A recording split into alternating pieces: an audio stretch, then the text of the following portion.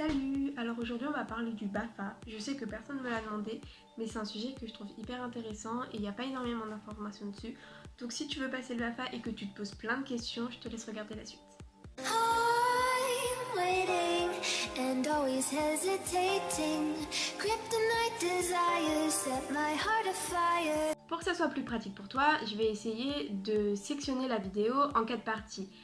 Dans un premier temps, je vais essayer de te parler du BAFA en général, ce qu'il y a à savoir sur le prix, sur l'organisation, tout ça. Ensuite, je vais parler de la première partie du BAFA qui dure 8 jours et qui est la partie théorique. Après, je vais essayer de te parler de la partie pratique et enfin, je terminerai par l'approfondissement ou la qualification.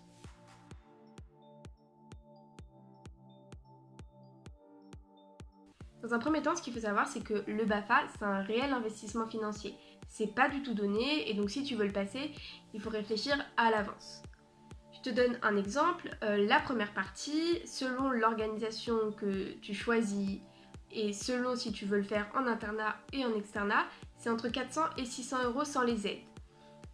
Et la troisième partie, qui est aussi payante, les prix sont encore plus variables, selon si tu choisis un approfondissement, si tu choisis une qualification et selon si tu le fais en internat ou en externat. Mais une fourchette, je te dirais, entre 400 et 800 euros. Donc comme tu peux le voir, c'est pas donné.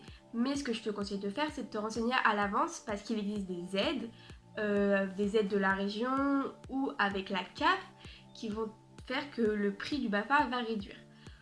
Ensuite, il y a une autre alternative pour avoir le BAFA moins cher, c'est de passer des contrats avec soit une association, soit la mairie, soit une école. C'est pas ce que j'ai fait, donc j'ai pas beaucoup d'informations là-dessus, mais de ce que j'ai compris, de ce que les gens qui ont fait ça m'ont dit, c'est on leur paye le BAFA, mais en échange, leur stage pratique et parfois un peu plus que leur stage pratique, ils devront l'effectuer chez eux gratuitement ou parfois avec rémunération. Ensuite, autre truc utile à savoir, c'est que le BAFA, tu as 2 ans et demi pour le passer. Donc pas de panique si tu n'as pas toutes tes vacances pendant 1 an. Tu as du temps pour le passer, tu as du temps pour faire ton stage pratique et tu n'es pas obligé de le faire en une fois. Par exemple, si tu as une semaine de vacances en octobre, une semaine de vacances en avril, tu peux faire une semaine en octobre, une semaine en avril.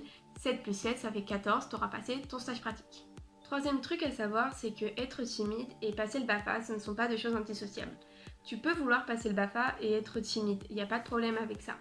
Quand tu passes tes formations, les formateurs analysent chaque futur animateur et ils regardent leurs points forts et leurs points faibles. Les formateurs sont pas du tout là pour te casser. En fait, on va tous se tromper, tous faire des erreurs et on va tous essayer d'améliorer certains points chez nous. Si tu es timide, ils vont pas essayer de te changer du tout au tout, ils vont juste essayer de faire que tu sois plus à l'aise avec les autres. Par exemple, en te proposant peut-être des activités pour les plus petits, si tu es à l'aise avec les plus petits, ou avec les plus grands, si tu es à l'aise avec les plus grands. Ils sont vraiment là en fait pour que tu saches quel type d'animateur tu veux être et pour te donner les clés pour que tu deviennes cet animateur-là. Assez parlé du BAFA en général, on va passer à la première partie.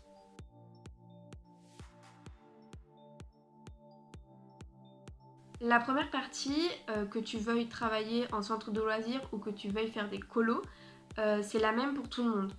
Donc elle va être fragmentée en plusieurs parties. On va avoir une partie réglementation, une partie vie quotidienne et une partie un peu plus pratique où tu vas devoir essayer de faire des activités, de les mettre en place et également tester les activités des autres. Ce que tu vas voir, c'est que la réglementation dans cette partie est super importante, mais elle n'est pas abordée vraiment pointilleusement. Pourquoi ? Parce que par exemple, la réglementation pour les baignades, elle sera plus vue après en troisième partie par un animateur qui veut devenir surveillant baignade ou qui passe l'approfondissement l'enfant et l'eau. Par contre, tu vas quand même l'évoquer, il va falloir que tu saches les quotas, les règles de base et tout ça. Pareil pour les sorties vélo, les sorties car, etc. Pareil pour la vie quotidienne, que tu veuilles travailler avec uniquement des enfants de 3 à 6 ans ou que tu veuilles travailler avec des adolescents, tu vas évoquer toutes les tranches d'âge. Et ça va te permettre de pouvoir faire des parallèles. Surtout que Au début, quand tu passes le BAFA, tu travailles jamais avec forcément la tranche d'âge que tu as choisie. Enfin, pour moi en tout cas, on me l'a imposé la tranche d'âge. Et parfois tu jongles même entre plusieurs tranches d'âge. Donc c'est vachement bien de pouvoir voir tout. Et après, de toute façon, tu feras ton tri au fur et à mesure. Ce que je disais précédemment, c'est que les formateurs sont pas du tout là pour te casser. Ils savent très bien qu'au départ, tu as presque aucune connaissance ou même aucune connaissance sur ce que c'est que l'animation. Tu es là pour apprendre. Donc ils vont pas le premier jour te dire allez hop, tu me crées un grand jeu. Non. Comment ça se passe? Ça va être crescendo. Par exemple, le premier jour, ils vont te proposer un certain nombre d'activités. Ils vont te dire tu en choisis une. Tu as une demi-heure pour réfléchir à comment tu vas expliquer les règles, comment tu vas la mettre en place, et après tu nous présentes. C'est des activités telles 1, 2, 3 soleil ou poisson pêcheur. C'est des activités assez basiques, assez simples dans un premier temps. Puis au fur et à mesure des jours, tu vas commencer à faire des activités avec un binôme. Donc c'est déjà plus compliqué parce qu'il faut se mettre d'accord sur l'activité. Et puis c'est toi qui choisis ce que tu fais. Ou alors on te donne des consignes supplémentaires, on te donne une tranche d'âge. Et à la fin, on va te dire bah tiens, je te donne une tranche d'âge, par exemple les adolescents, tu me fais une veillée. Et par exemple, nous ce qu'on avait fait à ma formation, à ma base, c'est qu'on a fait un escape game pour les adolescents. On avait choisi le thème hôpital psychiatrique. Et du coup, on était 15 à peu près sur le projet. Et on avait dû bosser ensemble pour créer une veillée.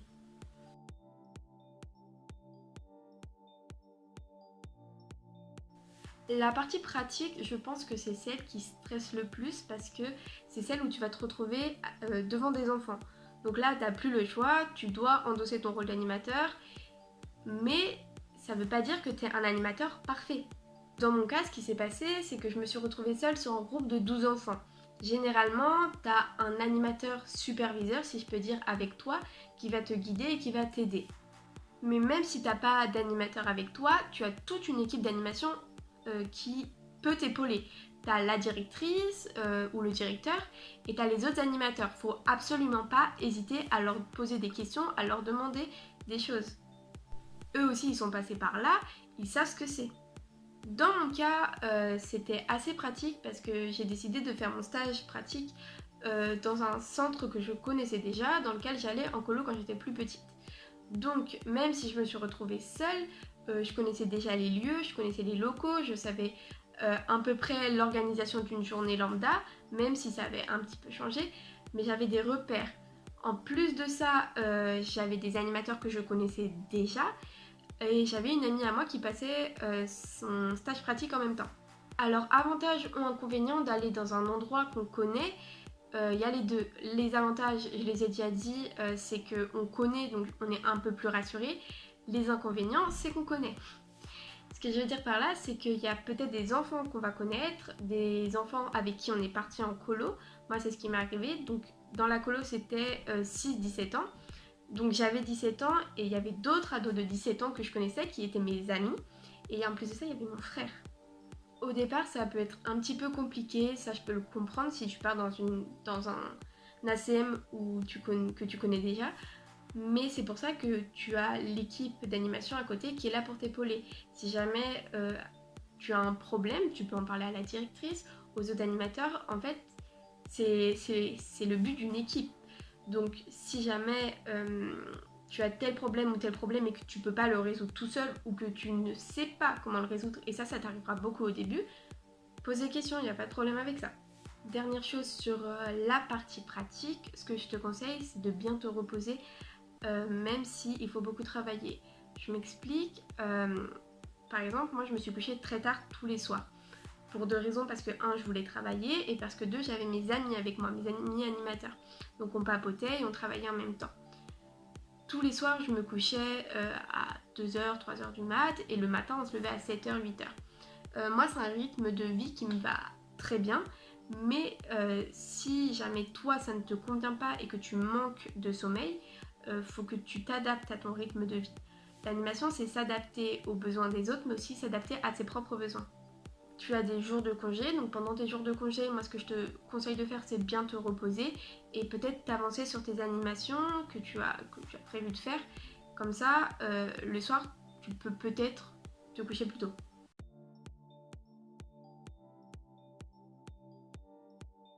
je vais pas pouvoir te parler de la troisième partie de façon générale parce que j'ai choisi de passer la qualification survie en baignade, sachant qu'il existe énormément d'approfondissements et qu'il existe quelques qualifications. Selon ce que tu prends, ça va être très différent.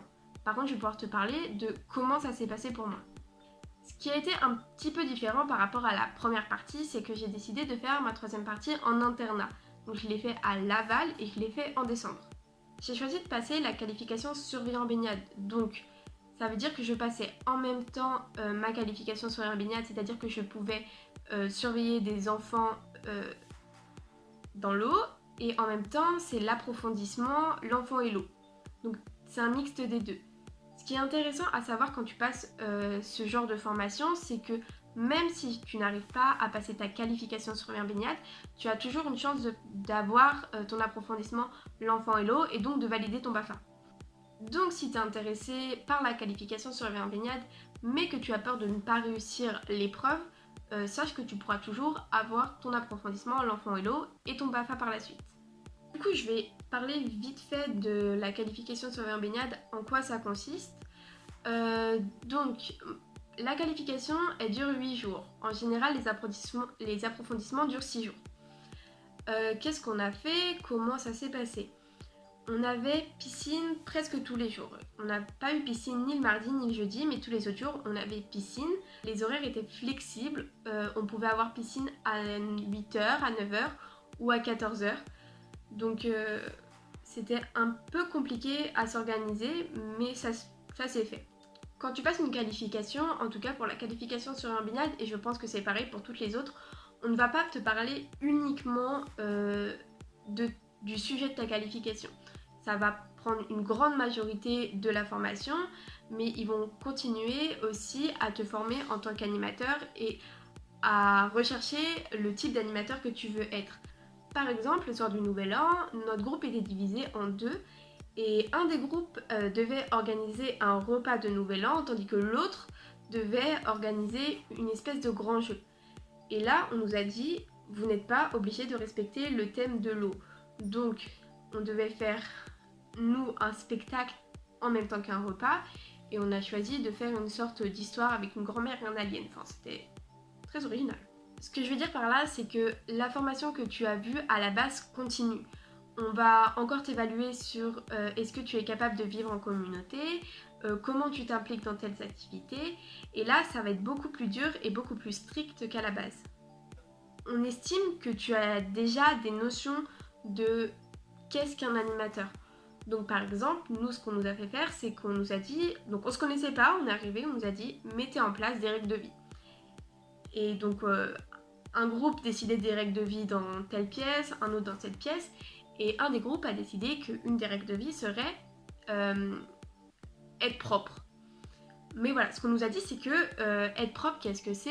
Selon différentes personnes, c'est pas la même chose. Donc il a fallu qu'on s'organise de façon à ce que chacun se retrouve, et ça nous a un peu plus appris la notion de groupe, la notion d'équipe. Pas de panique, encore une fois, les formateurs ne seront pas là pour t'enfoncer. C'est normal si tu te trompes. Par exemple, le premier jour, avec mon groupe, nous, on devait faire la régie, c'est-à-dire l'endroit où il y a tout le matériel. Et on avait fait un truc pas pratique du tout. Et elle nous a dit, bah non, c'est pas pratique. Et au final, on a retravaillé dessus. Le soir même, on a travaillé. Et au final, on a fait une régie qui était hyper bien, hyper pratique. Et donc... voilà, c'est chaque erreur que tu fais va te permettre d'avancer. Je vais terminer sur l'épreuve en soi de qualification survie en baignade. Tu as un 200 mètres à faire en nage libre sans t'arrêter et un 25 mètres, il me semble, avec un mannequin de 80 kg sans que sa tête ou aille dans l'eau. Et ensuite, tu dois aussi savoir sortir une personne de l'eau seule et en équipe. Donc c'est pas très compliqué, mais il faut s'investir. C'est-à-dire que si tu es très bon nageur, tant mieux pour toi. Et si tu n'es pas excellent en natation, il n'y a pas de problème. Il y a des personnes qui n'étaient pas excellentes et qui ont quand même réussi à avoir leur formation parce qu'elles ont travaillé. Donc c'est sur ce point que je vais finir la vidéo, je pense. C'est que peu importe la partie que vous êtes en train de passer, peu importe qui vous êtes, plus vous vous investissez et plus ce sera simple à la fin et plus ce sera facile. C'est la même chose en fait, Dorian. I'm waiting and always hesitating. Kryptonite desires set my heart afire.